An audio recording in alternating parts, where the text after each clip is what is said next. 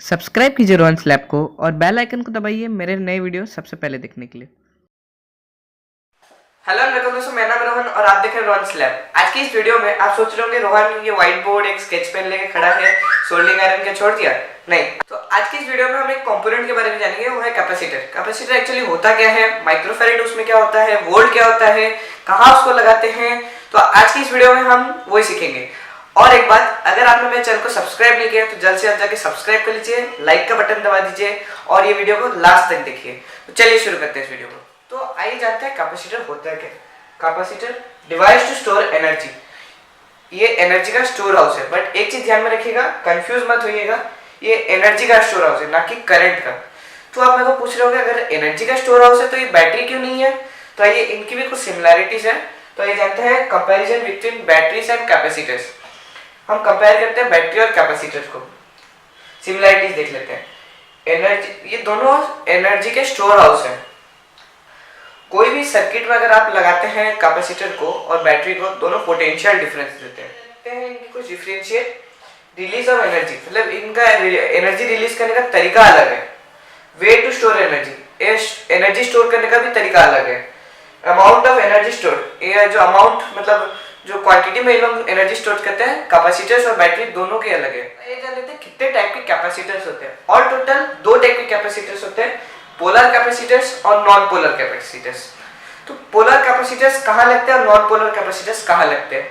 जो polar capacitors है वो डीसी मतलब डीसी सप्लाई के काम आते हैं, और नॉन पोलर जैसे फैन के कैपेसिटर ले लीजिए आप, ये सब एसी सप्लाईज में काम आते हैं। तो देख लेते हैं यूएफ क्या होता है और माइक्रो वोल्ट्स क्या होते हैं। माइक्रोफैरेड मतलब कैपेसिटर कितने देर तक वो एनर्जी को स्टोर कर सकता है, और वोल्ट्स मतलब 25 जो वोल्ट्स लिखे रहते हैं कैपेसिटर्स में, उसका मतलब क्या होता है? 25 वोल्ट्स मतलब आप वो सर्किट में मिनिमम वो कैपेसिटर को 25 वोल्ट्स तक ही लगा सकते हैं। सोचिए आप वहाँ पे सप्लाई दे रहे हैं 16 वोल्ट्स का और 16 वोल्ट के कैपेसिटर्स आपको नहीं मिल रहे हैं, तो 25 वोल्ट्स का लगा सकते हैं। उसके नीचे के वैल्यूज के और 25 वोल्ट सप्लाई भी आप दे सकते हैं, उसके ऊपर से देंगे तो कैपेसिटर खराब हो सकता है। और एक बात ध्यान रखिएगा, अगर आप पोलर कैपेसिटर्स यूज कर रहे हैं, एक चीज का ध्यान रखिएगा, पोलर कैपेसिटर्स मतलब जिसके प्लस और माइनस रहेंगे। जैसे आप छोटा सा कोई भी कैपेसिटर ले लीजिए, इस तरह का कैपेसिटर, उसके प्लस माइनस रहेंगे और वो सिर्फ डीसी सप्लाई में काम करेगा। अगर सोचिए आप उसका माइनस को प्लस में लगा दिया और प्लस को माइनस में लगा दिया, तो वो सर्किट चलेगा नहीं तो कैपेसिटर खराब हो जाएगा। और non polar capacitor mainly AC supplies में काम आते हैं, जिसकी कोई पोलैरिटी नहीं रहती है, ना कि उसके प्लस रहेगी ना उसमें माइनस रहेगी। ज्यादातर वो फैन के आप कैपेसिटर देख लीजिए, इनकी कोई पोलैरिटी नहीं है।